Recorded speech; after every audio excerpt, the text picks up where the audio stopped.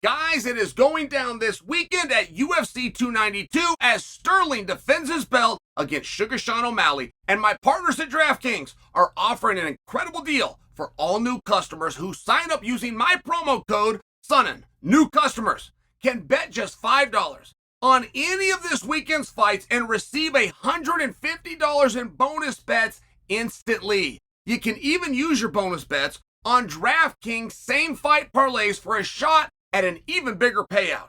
Combine multiple bets together from the same fight, including number of rounds and method of victory. Remember, DraftKings is the only place where you can bet same fight parlays. If sports betting is not yet available in your state, don't worry.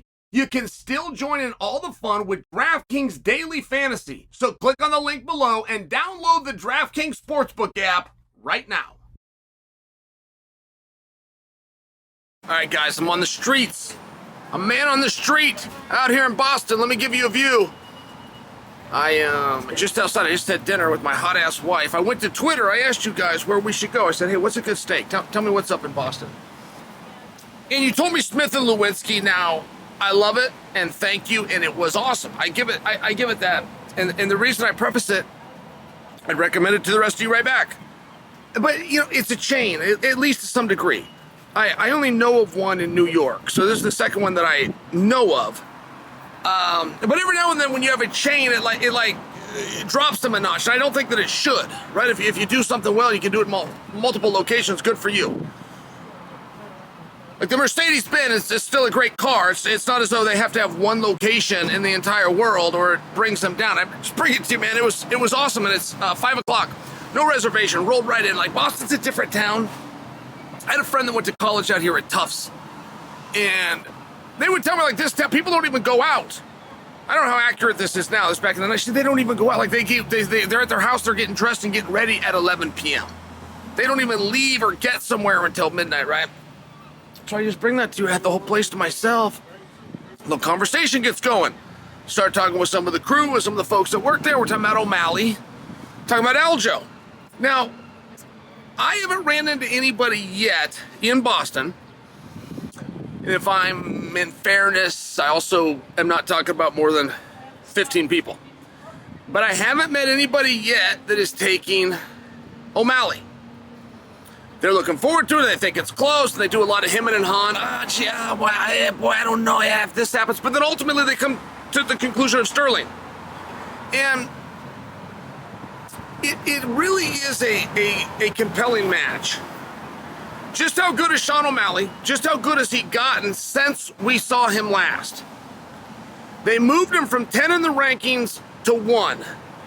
And they gave him a meaningful amount of time to prepare with Tim Welch, one of the great coaches in the history of MMA.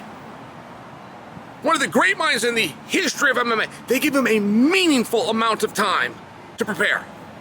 And the same is not true for Aljo. Aljo knew that this was coming. He knew this day was coming. He was going to have to take on a kickboxer. He's taken on kickboxers before, but he just dealt with a wrestler. A pure wrestler 90 days ago. I mean, I just bring that to your attention. Does it matter to you? Maybe not. And let me make a quick comparison to you. Maybe it's because they're on the same card, but think about Suga Sean. And think about Ian Gary. One thing about them, you haven't seen Ian Gary get taken down. But moreover, you haven't seen anybody try to take Ian Gary down. Like, if you looked at how little time anybody grapples with him, you would assume, wow, he must have really great defensive grappling, like, say, Jose Aldo. Jose Aldo would be the best defensive wrestler that I know in all of MMA. George St. Pierre would be the best offensive wrestler, and Jose Aldo was the best defensive. But it's not quite the same thing, right? You're not seeing Gary... Ian Gary's not like scrambling out of situations or scrambling back up to his feet or taking the other guy down. And the same thing goes with Suga Sean. Guys aren't even trying to take them down. Now, before you come to a conclusion that as soon as they run into a wrestler, those things are going to change. No, guys aren't trying to take them down, not because they don't know how to wrestle. They're not seeing the openings. Suga Sean moves it away, and so does Gary. I'll bring that example since they're both on the card, but they move it away on their feet that feels like a threat at all times. Like, as much as you're not enjoying the striking game with them, you have a sense, you have a sixth sense going off the entire time that if I try to engage, if I try to close this distance, things are going to be worse for me than they are right now. And it's a very interesting concept. I only bring it to him. I mean, is Aljo the one that can solve the puzzle? What does happen if you go in and clinch? What does happen if you drag Sean down? Does he pop back up? Does he try to play through the jiu-jitsu game? Does he eat up the clock, protect himself? I mean, there's a number of ways to handle it.